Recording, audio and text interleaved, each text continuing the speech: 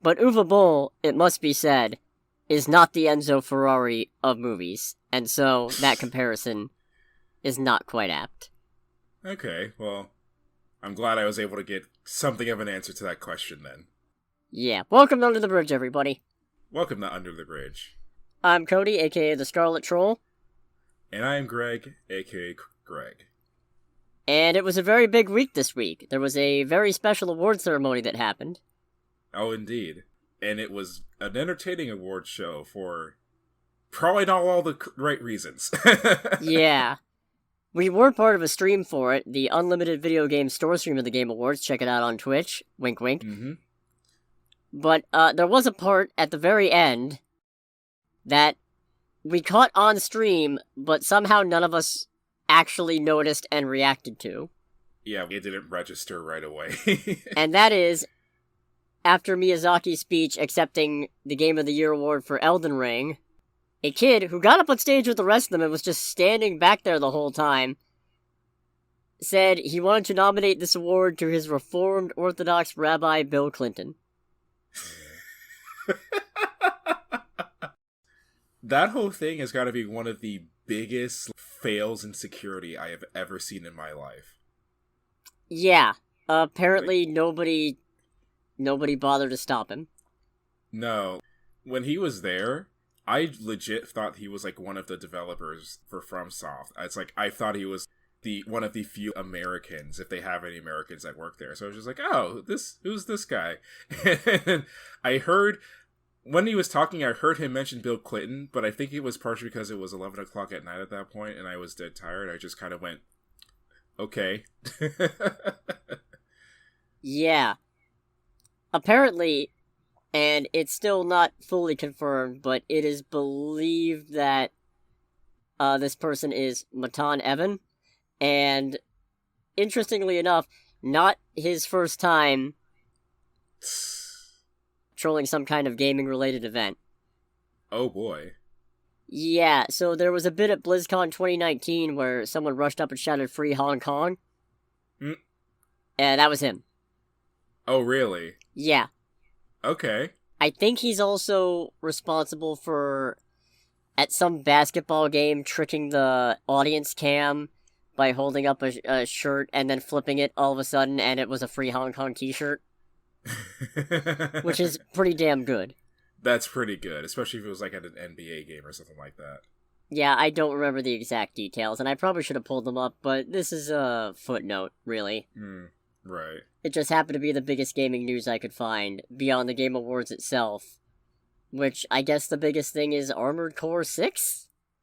Yeah, that was definitely the reveal that I would say was the one that caught most people off guard. Definitely myself and my coworker included. I thought it was Dark Souls. Yeah, so did we. For the first little bit of it, it's like, yeah, I can see the Dark Souls vibes here, especially, the imagery and the words and all that.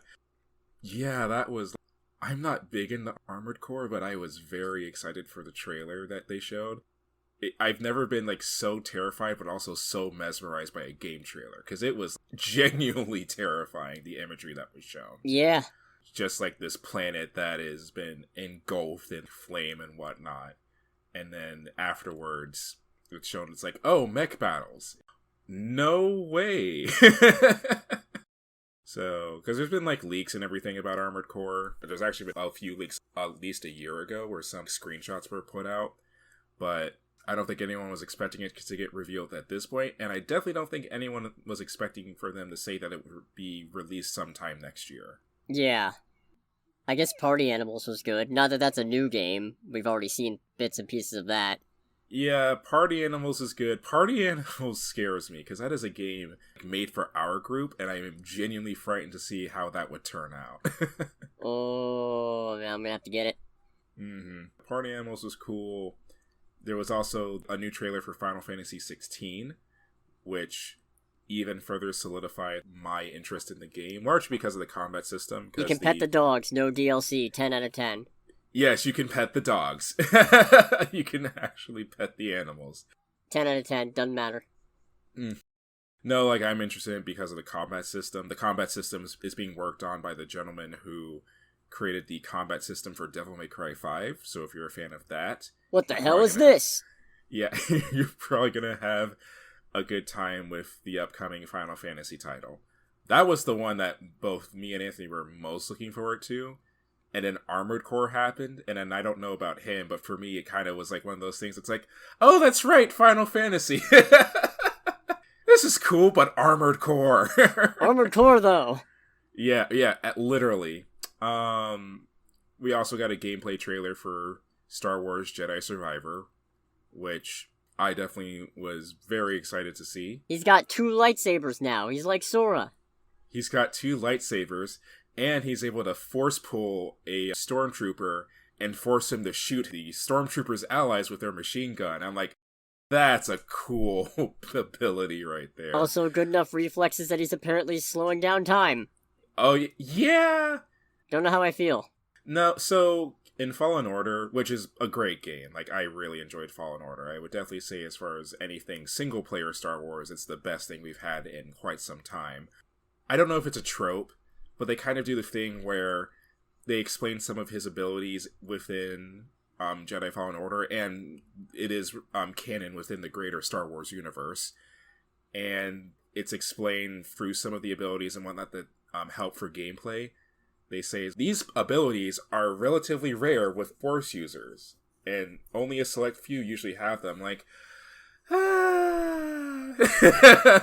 fine, writers, whatever. If it's something that makes the gameplay element make sense, then fine, whatever.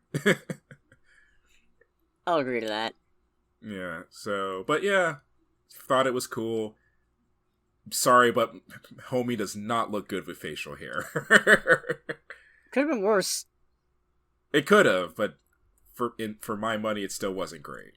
And that's pretty much all I really had to talk about the Game Awards. I guess I could gush a little bit more about Armored Core, but the thing is that there's not really that much information about it. The trailer that was shown was not even like an in-engine trailer. It was just a 100% CGI trailer. So, while definitely excited that it's being made, haven't actually seen enough to convince me to get it just yet. But, otherwise, looks cool. There was so much stuff going on at the Game Awards for the 3 hours that took place. Something. It'll be significantly shorter this year. I feel like it's hard to, like, really just, like, comment on everything. Yeah, that's what we tried to do during the stream, which, hey, make sure to check it out. Unlimited Video Games at Twitch TV. Wink, wink. Yes, make sure to check it out. Make sure, if you have any thoughts while you watch, let us know. And if nothing else, be entertained by us creatively and less than creatively just trash talking what we see on the screen. Yeah, it starts to peter off after a bit, but after a bit, it starts to peter off after the first acceptance speech. You're right, it did. So did the speech. Yes, it did. Someone forgot to turn on the teleprompter, and then later on, everyone was like, okay, guys, make sure the teleprompters are actually freaking on this time. Prompter! Prompter, damn it. Prompter to what? I could see you saying that if you were part of that crew. Yeah, I would. So wouldn't that be 6 A's? 6 8. Oh, boy. Just a little inside joke between friends. Oh, indeed. Anyways, that was all the game news I had. And it's not even really news, it's just stuff we've already seen. You got anything? Not really. The only thing I can really say is that if you're as excited for Armored Core as I am, oh boy, is now a really bad time to buy the games. Wink, wink, nudge, nudge. Probably. I got a weird little movie tidbit. Okay. Taylor Swift is going to be making her feature directorial debut. Really? Yes. For what? No idea. Okay, that's... Yeah, I don't think I would have had that on any conceivable bingo card. All we know is she's written an original script, and the film will be made with Searchlight Pictures. Okay. I'm curious to see what comes of that, then. Yeah, I mean, I'm not gonna judge just because somebody's never made a movie before. Sometimes that's how you get really crazy shit, man. Okay, that's fair. I heard a little bit of hesitance when you said that. I was just like, oh, but secretly he kind of wants to. No, because see, the thing is, I stumbled a little bit because I was gonna point out all the people who make films for A24 and then realized, oh, some of them, like Jonah Hill directing mid-90s. Well, Jonah Hill's worked in films, even if he hasn't worked on films. And then I remembered, oh, right, Bo Burnham directed 8th Grade. Right. So, yeah. if that's not just the perfect example... I was getting ready to say, when you thought that, my first thought is like, okay, so it's probably going to be an A24 movie. Yeah, no, Searchlight Pictures, which, okay. Yeah. Alrighty. Welcome to the House of Mouse. Welcome to the House of Mouse, Miss Swift. I guess we'll find out more about that as we get closer. Yeah, oh god, I mean, shoot. I don't listen to Taylor Swift's music, and I don't, like, really follow her enough to know, like, what she's like as an individual. So... I kind of want to do a guessing game of, like, what it would be, but, you know, I don't think that's a little bit moot. I think a horror movie could be interesting, but then I think a horror movie for anybody would be interesting. Horror movies are such an interesting insight into someone's psyche of what do you think you can make scary. I think if Taylor Swift made a horror movie, I would probably actually fall in love with her at least a little bit, because it'd be one of those things where it's like, not even remotely what I expected. Yeah, no, but that's just me spitballing. I'll watch a horror movie from anybody, just about. Mm-hmm. I forget, did you ever see Alita Battle Angel? No, I wanted to, but I never got a chance to see it in theaters. Well, producer John Landau still wants to do a sequel, and apparently he has been in talks with the first movie's director, Robert Rodriguez. Okay. His exact words, because bear in mind, Landau's also a producer on the Avatar movies, so he said, we want to do it, but we're also the type of people, we give 110% of ourselves to whatever we do. It's not something we could have focused on in the midst of Avatar Way of Water. It's something that a couple weeks ago I was talking to Robert, we've had numerous conversations, so it's something that we still want to happen. Well, that's encouraging. Yeah, I would watch an Alita Battle Angel sequel. I'll admit I don't actually remember how much I liked the first one, but I do remember some things stuck with me, so... Mm-hmm. And I don't remember going on a vitriolic rant about it, so... Well, that's always good. Right? It's like, I don't remember actively hating it, and I remember some things from it, so... Considering the number of movies I've seen in theaters, I think... That's a winner. That's encouraging, yeah. Now I might have to rewatch it and see. But anyways, here's hoping. Yes. You like the Muppets? Yes? ... You've seen a Muppet Christmas Carol, right? Yeah. Well, a full version of the movie is available to stream on Disney Plus now, including a song that was originally cut and only included on the VHS release. Is the song like a separate thing, or did they just like re-edit it back into the movie? Apparently it's been re-edited back into the movie. Oh, okay. I wonder why the song was cut. Oh, Jeffrey Katzenberg, studio chief at the time, the guy who went on to do Quibi, the stupid streaming service where the only gimmick was that videos could be watched horizontal or vertical. I was gonna say, was that the one where they kept on talking about how like TV was free or whatever? I don't think so. No, Quibi was the one where it was vertical. That was the whole gimmick. You could watch it in vertical. Oh, and also you couldn't share it you couldn't share any of the videos to social media. So, there was a bit of a viral meme about someone filming a video off of someone else's phone using their phone and then posting that video. Yes, welcome to Quibi, the ideal streaming service from checks notes, looks at dates, 2009. So, yeah, that should tell you what we're dealing with Katzenberg. Anyways, director Brian Henson said that Katzenberg was the one who suggested the song be removed because, he said, it's just a little too adult emotional for little kids to stay connected. And it's like, it's one song that's only like 3 minutes long. Yeah, and usually for these kind of movies and whatever, there's going to be jokes or whatever for the adults anyway. This is a movie with Michael Caine playing Ebenezer Scrooge dead seriously, like one of his best performances, against a bunch of Muppets. The emotion is what makes it work, you moron. Yeah. I mean, even with these wonderful performances, this isn't something we're like unnecessarily aiming for the stars. I just love the of, okay, Mr. Caine, it's a Muppet movie, so feel free to, cut loose, have a little fun with it. Michael Caine, I'm going to treat this whole thing as seriously as a car accident. And he did! There's some real gravitas. God, it reminds me of the SNL skit where they got Adam Driver for it, and to play one of the characters, and he is being the wonderful actor that Adam Driver is, but because of that, all the other, actors in the skit are losing their shit. Of course they are. Arguably, this is one of the best Christmas Carol adaptations of all time. Anyways, the reason it wasn't included on anything else besides the VHS release is that Disney lost the negative. What? Yeah, they lost the original negatives of that scene. That's impressive. Yeah, so when they tried cutting it into the Blu-ray movie, it looked terrible because you could tell we cut from high resolution to the original video release, is what Henson said. And then they found it. Oh. They found it in 2020. It's was it wedged between, cushions in a couch or something? It's just sticking through. It was oh, look at that. Priceless film reel. Yeah, let's keep that, guys. Nah, it's cut between the Indiana Jones movie starring Shia LaBeouf and the Inhumans movie that was made but never released.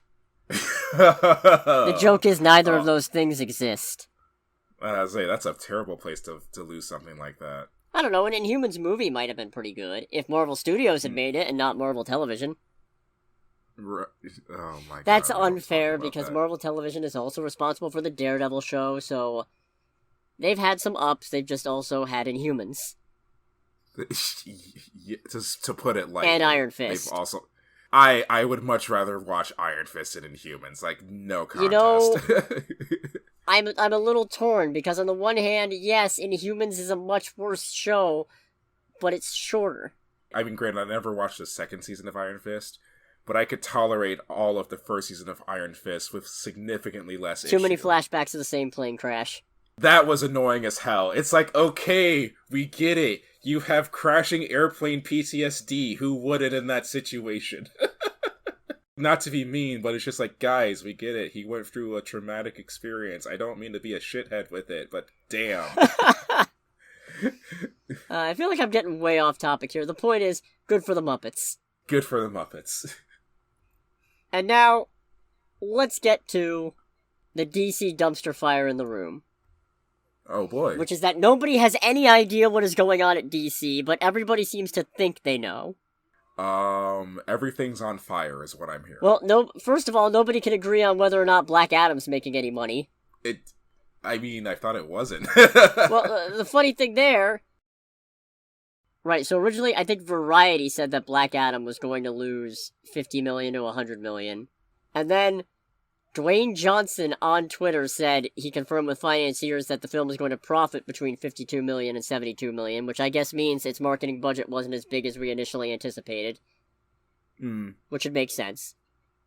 Yeah. He also tries to flex by saying that at almost $400 million worldwide, we're building our new franchise step by step. First Captain America did $370 million, and it's bruh. You're trying to compare it to the first Cap? You're The Rock. Yeah, that doesn't work, does it? Initially I'm okay, I can kind of see what you're trying to say, and then it's you're The Rock. Lesser known character, first adventure, but it's also you're a Shazam spin-off, it's starring The Rock. You've got the Justice Society, and DC's been doing this for a few years, actually making better movies, so you've got better goodwill. It's not really a valid comparison. Yeah, especially, I was going to say as well, I don't know, because my introduction to Chris Evans was through Captain America, but I'm going to assume as well that Chris Evans was a significantly lesser known actor at that point than now. Well, I mean, he was Johnny Storm in the Fantastic Four movies. Oh, we don't talk about those though, do we? He was also in Scott Pilgrim. I still haven't seen Scott Pilgrim. My god. But yeah, it's one of those things where it's it's The Rock. That shouldn't be a flex. It should just be the standard.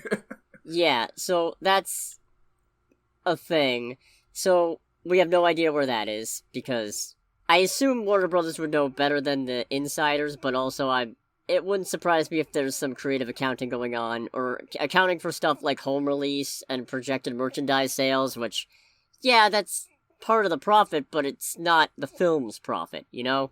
Yeah, the film is the biggest piece of it all. But that's conjecture. So much of this is conjecture, but it's all coming from otherwise official sources, so it's hard to just completely discount, is the thing. Yeah, it's fun when all the official sources are saying contradictory things, isn't it? Wonder Woman 3 is not happening in its current state, at least, which a lot of people seem to think means has been cancelled entirely. That's not technically what's being said. All that's being said is it's not currently moving forward. Still not encouraging. Yeah, that one's not great. Yeah, especially with the year of Warner Brothers. And this one gets a little interesting, because allegedly what happened is that Patty Jenkins submitted her script treatment or her pitch for Wonder Woman 3, and DC had notes. Okay. Allegedly, it had character arc problems rivaling those of Wonder Woman 1984. So, no. Warner Brothers motion picture chiefs Michael DeLuca and Pam Abdi had concerns about the treatment, provided notes. Jenkins fought back and defended her vision that the threequels character arcs were solid. Jenkins was given the opportunity for another pass, but opted to walk. Oh, okay. Allegedly. This is coming from Deadline, so usually a pretty good source, but also, again, no idea what's going on at DC anymore, so I'll wait to hear what happened. Because the other thing is, a lot of people are using this as a jumping off point to slam Patty Jenkins for being, I guess, hard to work with or something. And it's like, okay, let's just calm down. Is it possible? Yes. But let's just look at, yeah, a lot of her studio projects don't get made, but let's look at some of the things she was in talks for. Thor: The Dark World. Whatever. That was being made during the time when Marvel was run by committee, so I don't blame people for walking. Jon Favreau walked during that time. He didn't come back for Iron Man 3. Doesn't make him a diva. Doesn't make him a problem. Yeah. Oh, that I did not know. That's why Shane Black directed Iron Man 3, because Jon Favreau, after Iron Man 2, was like, I think I need a break. These notes are getting a little much. It's part of why Joss Whedon didn't come back after Age of Ultron, because Phase 2 of Marvel was just kinda that kind of run, at least for some of the sequels. So, her not signing on for Thor: The Dark World, whatever. Rogue Squadron movie. Okay, that's a little disappointing, but all Star Wars has done the last couple of years is announce projects with talented people attached and then refuse to materialize results. Yeah. That's not a her problem, that's a Star Wars problem. Looking at Rogue Squadron movie. The one she was gonna make, yes. Yeah. So, it's like, really... not against her, but no, still. yeah, it's really hard to tell what's going on here. Allegedly, Man of Steel 2 isn't happening. I didn't think it was happening. Well, they were looking at a script for it, but apparently that was before Gunn and Safran took over. And this one's interesting. Having no further contractual obligations in place to play Superman, Cavill took it upon himself to announce that he was coming back on Instagram. Huh. It's like a bad legal sandwich waiting to happen. Not legal, but definitely putting the cart before the horse and trying to leverage fan reaction. Yeah. Which, people do that, it's whatever, but here's where it gets really interesting. Dwayne Johnson was the one really pushing for Cavill, apparently, to show up in Black Adam. Whereas the current leadership of DC at that time was planning on planting the seeds for Cavill to come back, leading up to a Crisis on Infinite Earths movie, which would have been a terrible idea. And to find out why, I'm going to start doing a Poorly Explained Comics series of videos on it, which will start next week, not this one. But, well, this upcoming week when this comes out. Here's where else it gets interesting. Johnson and Cavill both have the same manager. Ooh, conflict of interest. Not conflict of interest, but definitely there's a benefit to Johnson pushing so hard to get Henry Cavill back, especially because that manager is his ex-wife.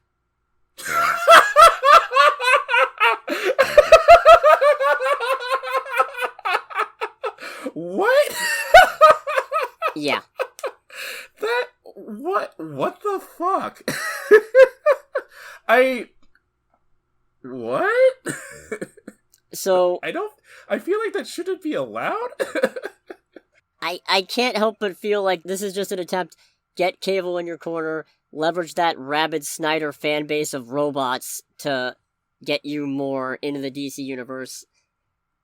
I don't know. It just feels icky, you know? Oh, God, this sounds like a weird mashup of DC and Sex in the City. Like, Is it weird that I'd watch that? Honestly, I probably would too. I'd be very curious. I'd be very interested in seeing like what would come of that. Also, Oh, allegedly, unrelated to any of this, Jason Momoa may be set to stop playing Aquaman after the second movie, but instead they might be talking about recasting him as Lobo. What's Lobo? The main man, he's an invincible bounty hunter, anti-hero-ish, reluctant frenemy of Superman's. Okay, to be honest, granted, I haven't seen a lot of Jason Momoa doing other things, but that sounds more like Jason Momoa than Aquaman, honestly. He loves dolphins. He loves dolphins. I mean, dolphins are pretty sick, man. Curses a lot. Smokes a cigar. Yeah, this feels more Jason Momoa than Aquaman. That's for sure. You ever see any of Justice League, the animated show? Oh, it's been a while. I used to watch it every now and again when I was like in middle and high school. Do you remember the episode where Superman got sent to the future and everybody thought he was dead? I can't say that I do. Well, shit, because they got Lobo to replace him on the League temporarily. Oh, I'm sure that went well. It did not. It 100% did not.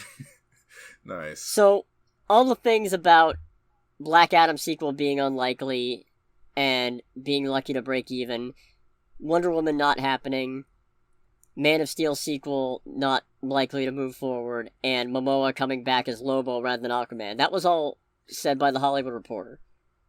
And then, James Gunn responded. Oh boy, what did he say? I respect James Gunn, because James Gunn, if something is false, he will say it is false. And here's his full story through a series of tweets. As for the story yesterday in The Hollywood Reporter, some of it is true, some of it is half true, some of it is not true, and some of it we haven't decided yet whether it's true or not. Although this first month at DC has been fruitful, building the next 10 years of story takes time, and we're still just beginning. Peter and I chose to helm DC Studios knowing we were coming into a fractious environment, both in the stories being told and in the audience itself, and there would be an unavoidable transitional period as we moved into telling a cohesive story across film, TV, animation, and gaming.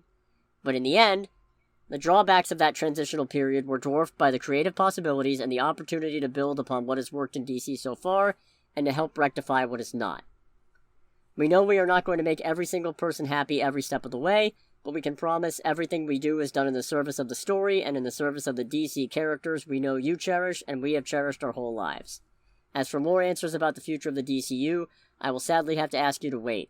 We're giving these characters and the stories the time and attention they deserve, and we ourselves still have a lot more questions to ask and answer.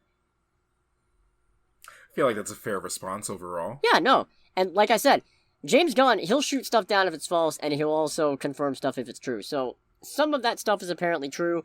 I'd wager Wonder Woman 3 not moving forward in its current iteration is probably the most true because it's the most actual details surrounding it. Other than that, I don't dare hazard a guess. Yeah. I'd say a Black Adam sequel is likely still happening, so that's the probably not true part. I like how I said I wouldn't hazard a guess, and here I am hazarding a guess. But the more I think about it, the more the gears start turning, you know? So I feel like the Black Adam sequel is probably still happening, if only because The Rock still has that star power to leverage it. And he could probably argue for putting Superman or some other superhero in the movie to fight against who's a bigger name than the Justice Society will put more butts in chairs, which is a fair statement. Yeah, and it'll only take another 10 years for the sequel to happen. Yeah. Sorry. I'm gonna guess the Man of Steel plans are half true. Because Gunn also said figuring out Superman is a huge priority for them, if not the biggest priority, because there were some rumors and some scuttlebutt that with Gunn being in charge, they'd move away from the bigger name characters and into more lesser known stuff, which Gunn tends to do with these kind of movies, but he then reassured, no, Superman's still very much on the cards, on the table. As I say, it's like, that's one of the characters that, for better or for worse, Superman represents DC. If you're trying to put together a whole large cohesive thing, I can't see that happening and going well without Superman being there in at least some capacity. Right? It kind of has to happen. Yeah. And if not, oh boy. Mm. And then, I don't know, maybe they haven't decided on Momoa as Lobo. But you should. He should have been Lobo from the start. He was a poor pick for Aquaman. Yeah. Oh, and also, from the Hollywood Reporter article, allegedly there was a bit where Cable was set to cameo in Flash, but there's a debate inside the studio whether or not to keep that cameo, because its inclusion might promise something the studio has no plans on delivering. Hmm. So we'll see. Hey, boo boo! Hey. Let's cut that part out, or else we're gonna have to deal with some angry comments. I don't know where that came from. I came from the same place as the essay contest. Okay, back to it. Back to the actual stuff. So Yes. that's that. Who knows what's going on at DC? We'll find out eventually. Hmm. But boy, howdy, it's just funny to watch everybody running around with their own takes on stuff. Like I have. I mean, ugh. You know, I always say this kind of thing, but I just hope that all like the smaller people who are in charge of actually keeping things together, like, you know, writing team, editing team, things like that, like the people that aren't really on the forefront of these things, I hope that, you know, they don't get overtly screwed over by all this. Oh, they will. Or at least, or if they do, it's like, it's as minimal as possible. One can hope, but they will. Hmm. Trailer time? Yeah, let's go for trailer time. Alright! We got a new trailer for Megan, with a 3. Or Mithrigan? Mithrigan. Mithrigan. Megan. Megan. Megan. I like don't this mind. trailer a lot more than the previous one. I like this trailer a lot more. This is still one of those unfortunate things where, because I don't really do horror movies, it's like I am genuinely very interested in this, but I don't think I'm gonna go see it in theaters because I feel like I've gotten better over the year, but I'm still not great with horror movies. Well, I'm gonna see it. Absolutely, I'll be it first looks in cool. line. It looks cool. This is a really cool trailer. Jesus Christ, I thought we were friends. It's just like, next scene is just a dude choking on the wire. It's like, how did that happen? Super strong android, probably. Yeah, also just, I mean, if there is the scene I'm the most curious about, it is the scene where she goes and walks to somebody's McLaren MP412C and steals it. Mostly because I'm just like, okay, does no one see the tiny android girl stealing the $400,000 supercar? Nobody? Depending on Okay. where they live, probably not. New York, baby! Maybe? It's like, okay, there she goes in the $400,000 supercar. Forget it, Jake, it's Chinatown. Yeah, That's a depressing movie. Yeah, I've never seen it. Yeah, well. Again, definitely a lot more interested. I feel like this trailer does a lot more to sell the overall, like, feeling of the movie and the characters and whatnot than the last trailer. I feel really bad for the dude in the hallway, because I cannot imagine just a more insane and horrific way to die than to be killed by a crazy-ass dancing android with a machete. Yeah, that's a pretty fucked up way to go, isn't it? That's a fucked up way to go, because it very heavily implies at the end of that sequence, like, yeah, no, she, like, cut into him pretty good. She gonna butcher that, man. Oh, yes. Now, here's a horrifying question. What do you think the odds are that Megan eventually decides to make more Megans?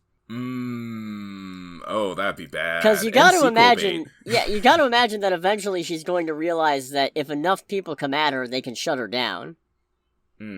So presumably, in order to maximize her objective function, as protagonist lady put it, yeah, whose name I've already forgotten, same. presumably she'll figure out either she has to ditch the constraints of her robot form, or she's going to have to make enough of her where it doesn't matter. She'll have to become one with the dark side, because it has access to forces that some would consider unnatural. Yeah, but how though? How though? You fell down a shaft! In an exploding Death Star! It turns out like an extra scene in Mafdregan is actually teleports to Palpatine's cloning facility. Oh dear. No, I'm looking forward to this. Yeah, I wish I didn't suck with horror movies, because I actually would love to see this in theaters. We also got the first trailer for Infinity Pool. This is extremely uncomfortable. It is, which makes sense because we saw Possessor together, right? I think so, but I don't really remember a lot of it. Same director. Okay. Brandon Cronenberg. Okay. He is the son of David Cronenberg. Oh, okay. Cool. So uncomfortable body horror is kind of in the blood. Is it? Did you make that joke on purpose? No, happy accident, actually. Very happy accident. When it started, I was like, oh, it's Anna Kendrick. Oh, she's great. Yeah, I'm interested in this. And then as it proceeded, I was like, oh. No. Oh, boy. No, not. That's Alice Darling. That's Alice Darling. Wow. Damn. Whoa. Spoiler, I guess, a little bit for my thoughts on Alice Darling. No, Infinity Pool was the one with Mia Goth and Alexander Skarsgård. Oh, okay. So still the same thing. Deeply uncomfortable. Very curious about this country's protocol, wherever they are. It's like, any crime you commit, the penalty is death. It's like, I'm sorry? What? Not as sorry as he about to be. It's like the meme of like the dude just tilting his head back and blinking out of disbelief. It's I love that one. Yeah. Yeah, the whole body horror, especially with the faces, it gave me a lot of Us vibes. A little bit. Yeah. I don't know, I'm interested in this one. That's for sure. I'm curious to see what these doubles are capable of, and if the doubles themselves are going to prove to be the sort of villainous force at work here, or if it's the corrupting ability to get away with whatever you want if you can buy your way out and have a double die instead. Or maybe it'll be first one, then the other. Who knows?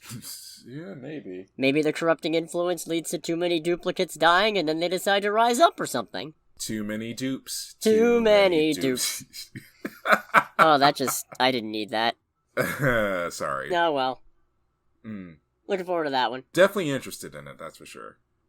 Also funny because there was a preview in front of the mean one for this movie, so I thought I already saw the trailer, and I'm glad I double-checked because the preview was different and did not give as much away. Oh, okay. So I was very confused by what this movie was supposed to be. Alice Darling? Yeah, let's try this again. Alice Darling. Again, deeply uncomfortable.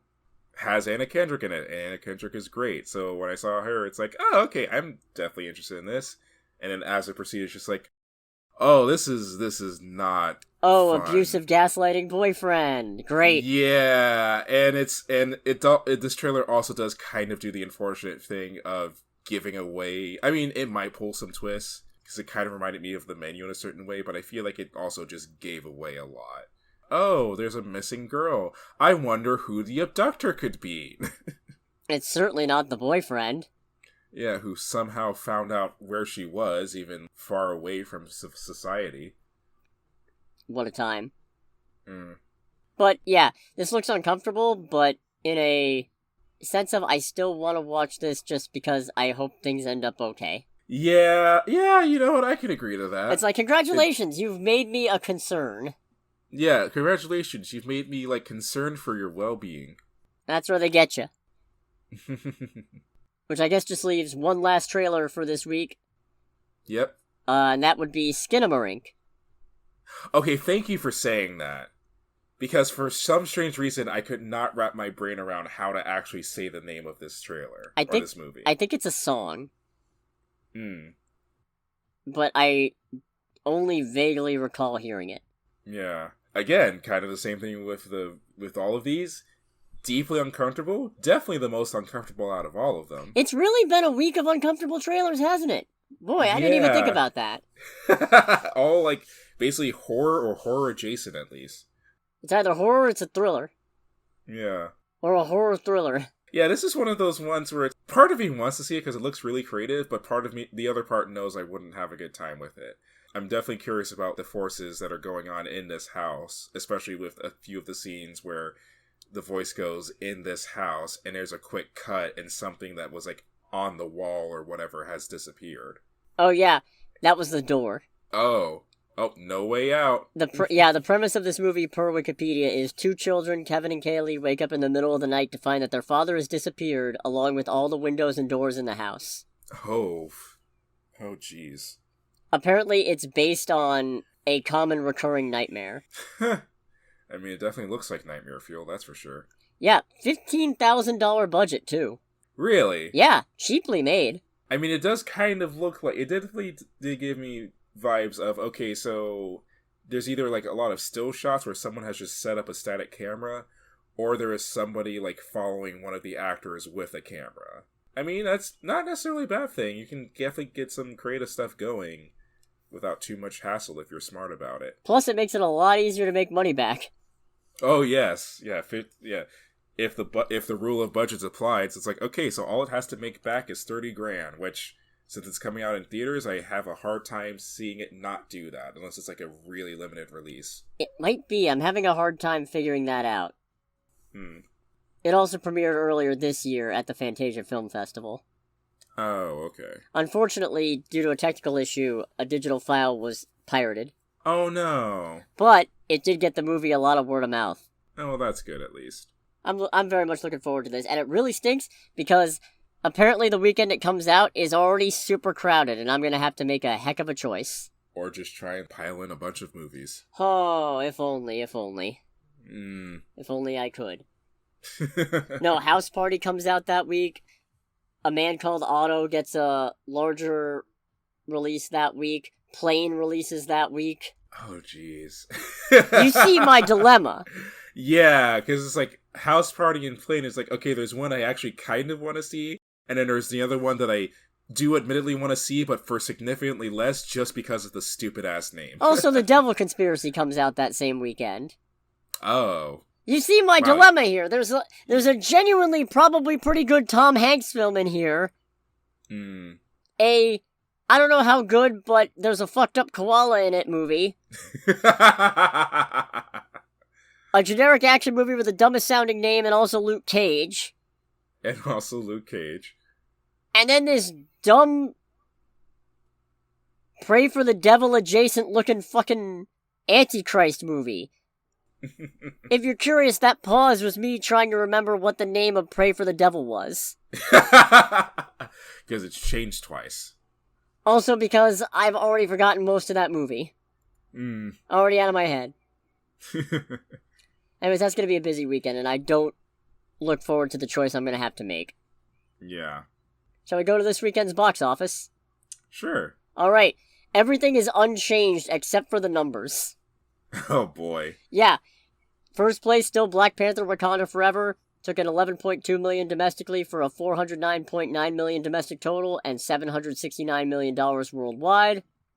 Violent Night in second place, $8.7 million domestically for a $26.7 million domestic total.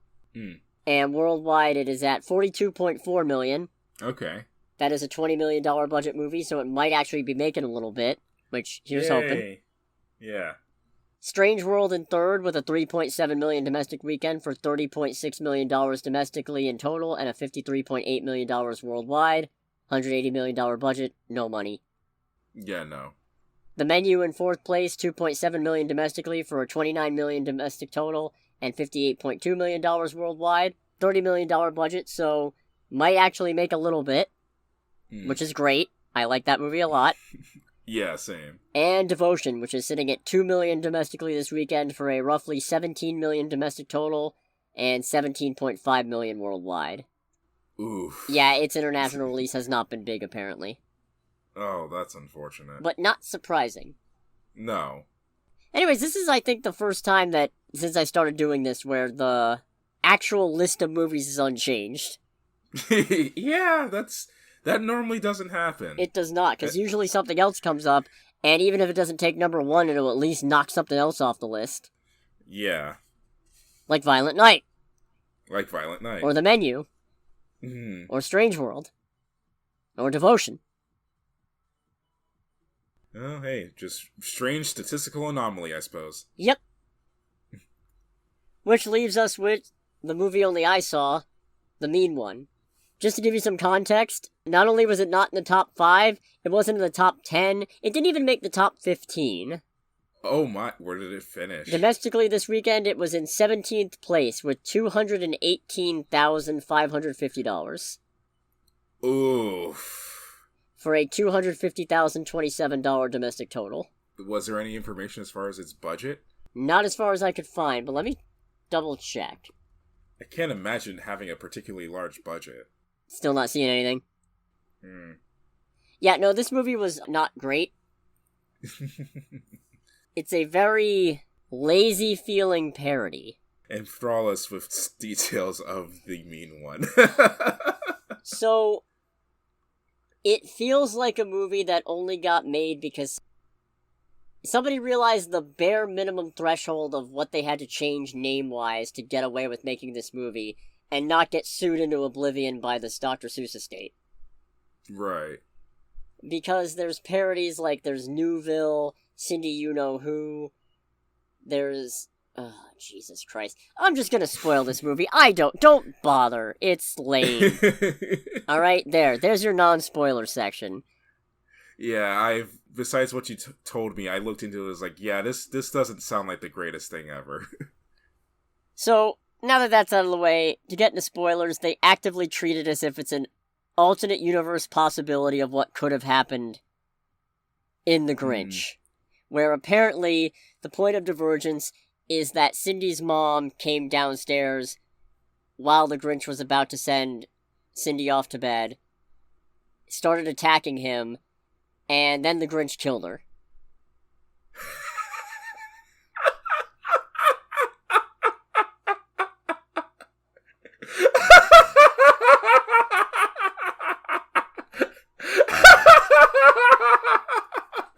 Okay. Well, that escalated quickly. So about 20 years later, Cindy and her dad come back to Newville, where apparently nobody's celebrating Christmas anymore, just because there's no call for it. Nobody really cares anymore, whatever. And I mean, I feel that. Damn. There's a whole conspiracy where the sheriff and the mayor are trying to cover up something, and it turns out that something is that they're actively luring tourists to visit Newville and go hike in the mountains so the Grinch can kill them, because apparently the Grinch has decided to turn into a cannibal. So why are they luring him to capture him? No. Or luring them to... So they're just committing murder by proxy? Yeah. For no reason. No reason except they don't think they can stop him, I guess? You have guns! Yeah, but it took a lot of gunshots to take him down when they did it. Okay. Like, the Grinch is so weird in this... He flip-flops between horrifying beast and weird, less funny mask caricature. Okay. Where he does some weird slapstick stuff and he's clearly having fun with it, but also they want you to think that it's some vicious monster. It's very inconsistent. It's one of those things where, yeah, okay, I like some really dumb movies, but I feel like the best dumb movies are the ones where you can feel like they're not phoning it in. Right. Where they're doing their damnedest, they're just not good at it. Or they're doing their worst / most mediocre, intentionally trying to underscore something. That is not what this is. Apparently the Grinch just attacks anybody who puts up Christmas decorations as well, so I don't know what that is. There's a love story. Really? Which I feel like is just an attempt to make it a 4-quadrant movie, but females under 25 aren't going to see your Grinch slasher parody movie just because you put a love story in it. Does the Grinch have any spoken lines at all? No? Okay, so what, does he just make noises or something? I think maybe he said something at the end. I don't really remember, because by that point I was just kind of tuned out. It's really terribly shot, too, which doesn't help. The lighting is wildly inconsistent, not for any conceivable purpose of tone, but just because it feels like they just went with whatever was easier on the day. The camera work is really unsteady. The action is choppy. All the blood effects, a lot of the blood splatters are just actual, like, digitally added paint effects. Ah, we're going the Birdemic route then. Yeah, it's Ugh. it's pretty gross in a not even in an unnerving sense, but in a oh my god, you did that sense. It's like you couldn't come up with anything better than that? There's a character who, for a good chunk of the movie, is just called Doc, and then it turns out his last name is Seuss. Or Zeus, rather, so it's Dr. Zeus. Little on the nose. Incredibly on the nose, and for, again, no real discernible reason, because he's a drunk crackpot who lost his wife to the beast. Oh, that's mean. Yeah, it's pretty horrible. For some reason, at the end of the movie, the main character, she set up traps all along her house, but she also apparently took the time to spray paint her shotgun like a candy cane. Priorities in check. Very good. Right? It's like, hey, I got this monster coming, but I need to get that Christmas spirit going with my shotgun. I don't know what else to say. It's just kind of boring and dumb. It's not over the top enough to be funny. It's not well done enough to be scary. It's just there. It's just an existent movie. It's a really lazy feeling slapdash parody where it could have just as easily been a Wendigo or a Krampus or something, but I feel like somebody wanted to see, can we get away with pissing off Dr. Seuss's estate by making it the Grinch? And instead it just pissed you off. Not even pissed me off, just disappointed me. There was one bit that pissed me off, and that's at the end when she's about to kill the Grinch and I'm sorry, the mean one. Right. There's a couple of points where they actually did the thing where they kept cutting off before somebody said Grinch. Oh, come now. Twice with the same gag. Ugh. Where Doc and Cindy are at a bar, and both times he's about to say that the bartender just goes, Finch? Got drinks here for Mr. Finch? And it's not funny. There's one bit I remember that actually got a pretty decent laugh out of me where he kills a whole group of drunken Santa Clauses in a diner, and there's one guy in an inflatable Christmas tree costume who's just not really sure what's going on and kind of freaking out in the costume while this is all happening, and that was kind of funny. I'm all over the place, but then again, so is this movie. There's a bit at the end when she's about to kill him where it turns out he kept the necklace that she gave him when he broke into her house and she thought he was Santa. And it turns out, apparently, that the point of divergence was him accidentally killing her mom because that got her to see him as a monster, and in self-loathing, or maybe just deciding, fine, then I am a monster, he decided to embrace it. And it's supposed to be treated as kind of sad, but it's still a case of, this thing has killed and eaten multiple people. Yeah, it's like, oh, so sad. Bitch, you murdered people. Over a 20-year period. And you even had help in that regard. You made a whole slapstick bit out of it at points. It's where the movie's inconsistency really comes back to bite it. And then at the end, there's a whole bit with Cindy and her sheriff love interest talking about how sad it is that he had to die. It's like, maybe things played out different in another world or something. And it's like, shut up! Shut up! It's like, stop. We get it. This isn't funny anymore. I think the thing that sticks with me the most is, at one point, the at the time sheriff just says, it's funny, but it's not ha-ha funny. And I thought, yeah, that's this movie. It's funny, but it's not ha-ha funny. Oh, I thought it was going to be a thing of, like, the thing that stuck with me was when the credits started rolling. Nah. At that point, I was just glad it was over. It's a very dull movie, especially in comparison to Violent Night. I mean, that's just a hard one to top in general. Because Violent Night at least feels like it was made from the get-go with this concept in mind, and everything that went into it was to just build on and expand on that. Yeah. So, yeah, final verdict, don't bother going to see the mean one. Just, they say it's the movie they don't want you to see, but really it's the movie you shouldn't see. Oof, well, that's unfortunate. Yeah, I'm quite disappointed by that one. I was really hoping it was going to be better. Avatar comes out next week. I don't think I'm going to go see it. No, So, I mean, just in case people, at least for me, if they decide to go, it's like, oh, it's a movie podcast. Like, yeah, but here's the thing. I cannot be bothered to sit for a 3-hour movie on, like, my days off. That is way too much of a significant cut of my time. I can be bothered, but it has to be something I'm actually interested in seeing, and Avatar just isn't that. I know it's probably going to be a big release, I get it. Avatar 1 being the highest grossing movie of all time after they kept it in theaters for 9 months and then did a bunch of re-releases, but whatever, who's counting? Me.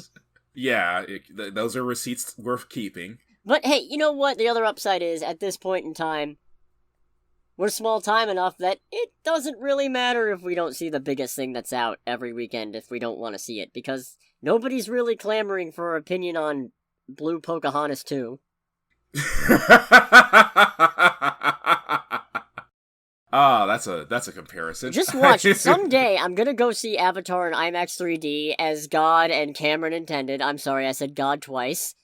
And it'll be a life-changing experience, and I'll finally be like, I get it, I see now. Do you see the light? Yes! Yes! Jesus H. Tap Dancing Christ!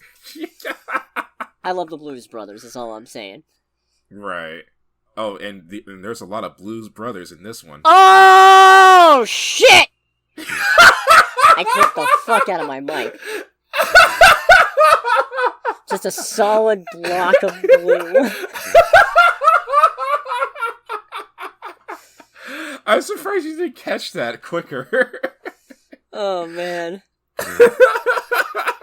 In any case, still doing the podcast next week, but I don't know. Maybe we'll have a discussion topic.